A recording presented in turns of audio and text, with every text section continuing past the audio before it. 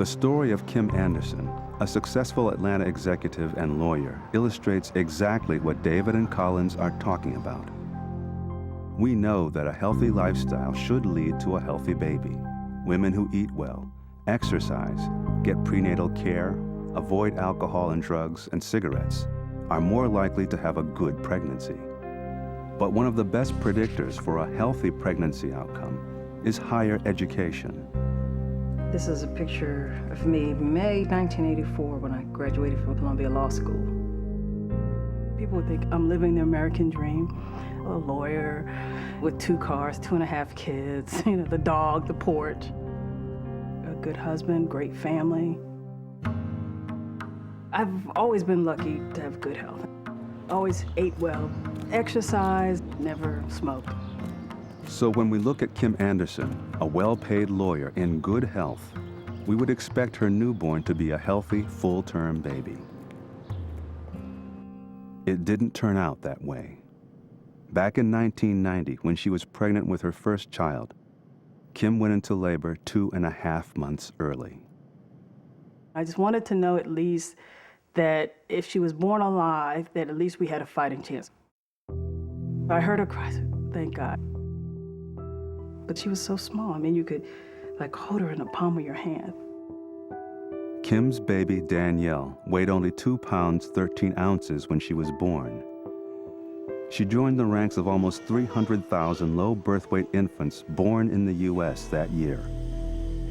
About 1 out of every 14 babies, all of them at a high risk of dying before their first birthday. I remember getting home and being in the bathroom, I fell apart. Because it's I didn't get to take my baby home, I remember just sort of falling apart. In the terminology of social scientists, Kim Anderson's family enjoys high socioeconomic status, which increases the odds for overall good health. Persons who are higher in socioeconomic status, persons who have more income or more education or better jobs or more wealth, live longer and have fewer health problems than those who are lower in socioeconomic status. Education, for example, predicts infant mortality for both black women and white women. And the more educated you are, the less likely you are to have a low birth weight baby, a preterm baby, or an infant death. Women who are poorest and least educated are those whose babies are at greatest risk in any racial group. But the babies of African American mothers with higher education are still at greater risk than we'd expect. Infant mortality among white American women with a college degree or higher is about 4 deaths per 1,000 births. But among African American women with the same level of education, infant mortality is about 10 per 1,000 births, almost 3 times higher. In fact, African American mothers with a college degree have worse birth outcomes than white mothers without a high school education. Think about this. We're talking about African-American doctors, lawyers, and business executives, and they still have a higher infant mortality rate than non-Hispanic white women who never went to high school in the first place. As a mother, you're thinking, I did all the right things. They told me to take vitamins, I took vitamins. They told me to walk, they told me to eat vegetables, they told me not to drink, I didn't do all that. And why is my kid sitting there with these needles? And, so you feel real helpless. You really feel helpless.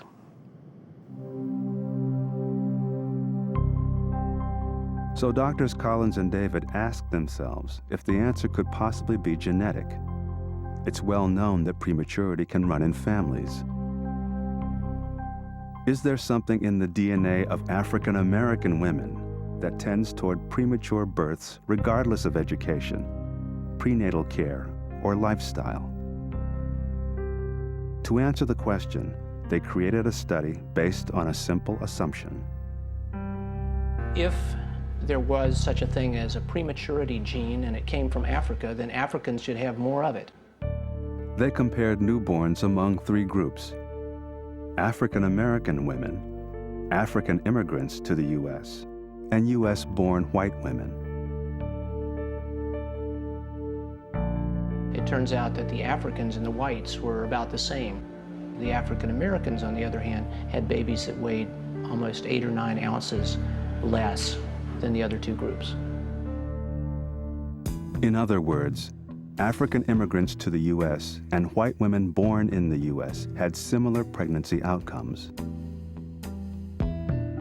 So if there is any genetic predisposition for low birth weight babies, it's doubtful that it falls along what we call racial lines. Yeah, she hadn't had any drop in her heart rate with those DCs. It turns out that when African women immigrate to the U.S., it takes only one generation before their daughters are at risk of having premature babies at a significantly higher rate and with poorer birth outcomes.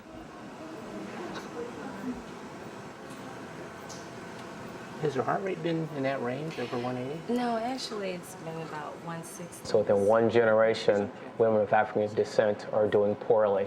This, to us, really suggests that something is driving this that's related to the social milieu that African American women live in throughout their entire life.